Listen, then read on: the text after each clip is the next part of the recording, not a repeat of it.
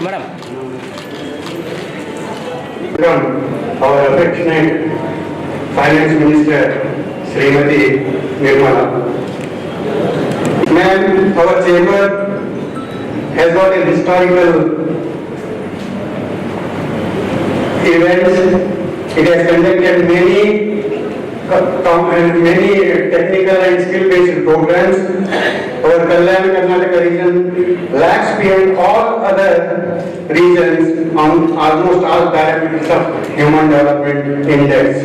The per capita income, as mentioned by my president, is lowest with low nutritional level, and the index of malnutrition haunts this region, ma'am.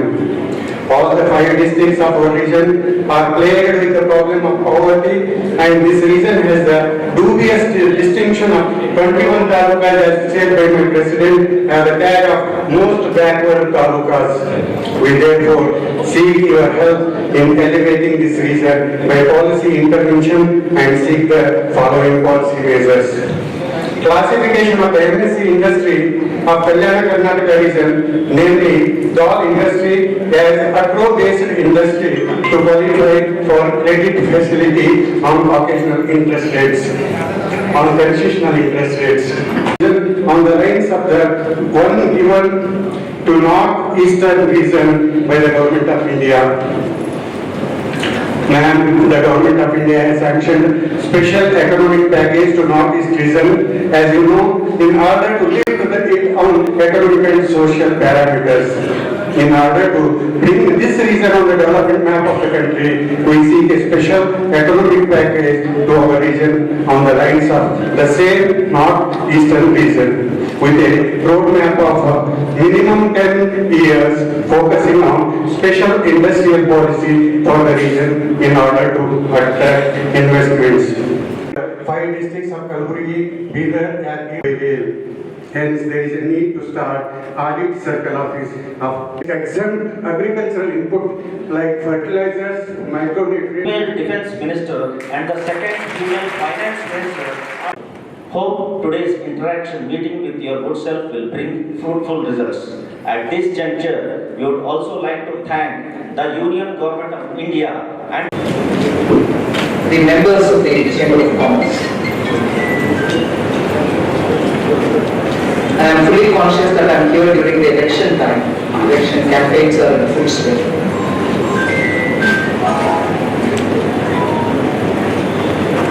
So I can, the economy, also the way in which both the central government and the state government are giving priority to Karnataka's various developmental initiatives.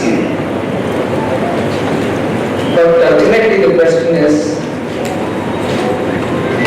you are the thinking citizens. You are the elite of the society. Each one of you have a big section of the society on which your views and opinions matter. You are able to see the challenges and also the virtues of certain initiatives which are being taken. More may be required, but the fact is, as things stand,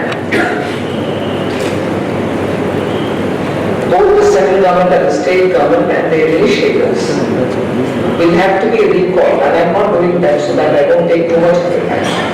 Will have to be recalled, weighed in comparison to what had happened earlier, and therefore, I hope each one of you, in the interest of Karnataka, can see where Karnataka's future, if vested, is safe and sure for future prosperity. So, keeping that in mind, I'd like to share a few thoughts.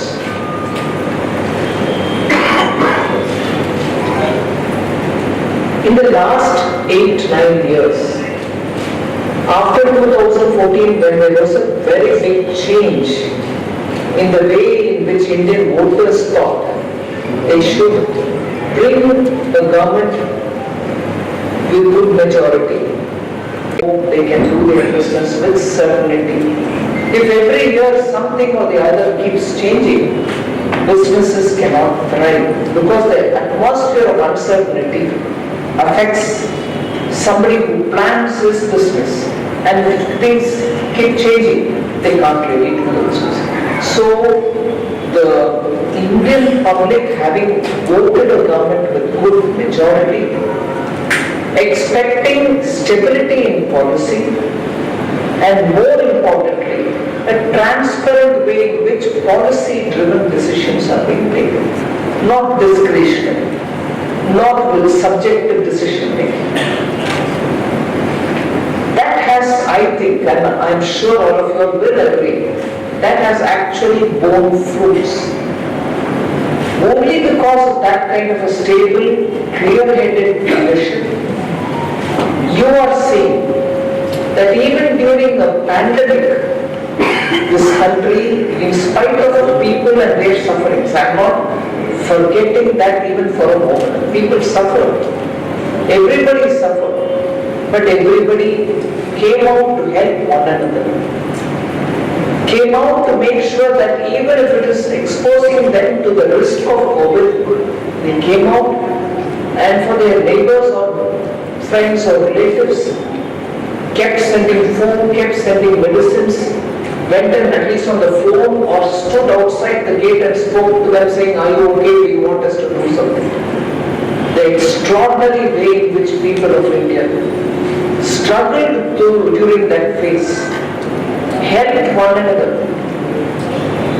And at a policy level, at an administration level, at a governance level, the Prime Minister kept constantly discussing with the Chief Ministers of the state to find out where what help is needed. Oxygen to some place, PPE kits for some other place. At that time, the few medicines which were used, whether they were appropriate, or whether they were actually absolutely the solution or not, doctors felt that may help, and therefore that medicine. So that medicine we reached. Many hospitals couldn't even have oxygen produced in their own premises for them the capacity. So, people to people, administration, with the state administration, all of them were working together. As a result, after the COVID, with the vaccine coming, and with government making sure, working together with the state governments, that the last person in any corner of the village will also be vaccinated. So, they went house after house after house. And in that, take a scientific way in which the government worked together with ICMR, Indian Council for Medical Research. So first it was given for elder citizens, senior citizens, for people with comorbidities.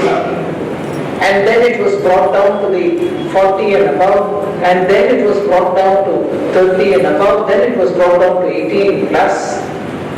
And in the meanwhile also students who were expecting to go abroad to study, they, and so on. So there was a systematic approach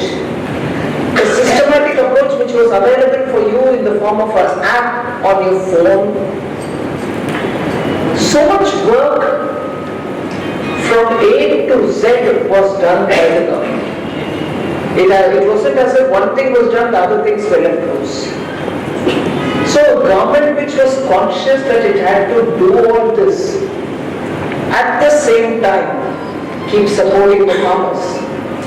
Make sure that the farmers who were even that year producing the maximum produce are given all the assistance.